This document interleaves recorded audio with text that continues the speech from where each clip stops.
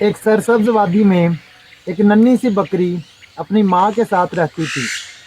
وہ بہت سمجھدار اور بہادر تھی۔ ایک دن ماں چراگاہ میں گھاس کھانے گئی اور بکری کو تنہا چھوڑ گئی۔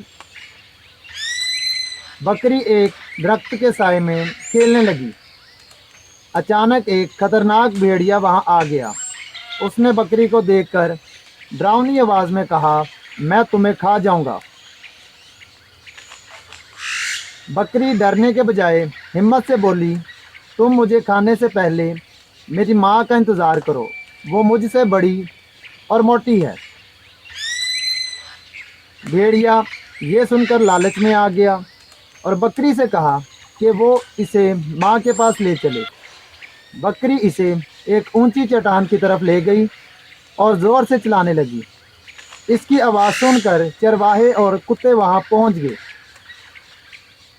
بھیڑیا گھبرا گیا اور جان بچا کر بھاگ گیا۔ بکری محفوظ رہی اور تھوڑی دیر بعد اس کی ماں بھی واپس آ گئی۔ ماں نے بکری کو گلے لگایا اور اس کی بہادری کی تعریف کی۔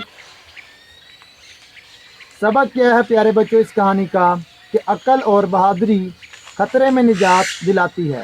تو پیارے بچوں، یہ تھی آج کی کہانی۔ اسے لائک کریں، اسے شیئر کریں اور ہاں، سبسکرائب کرنا مت بھولیے گا۔ ملتے ہیں آپ سے ایک نئی کہانی میں، تب تک کے لیے اللہ حافظ۔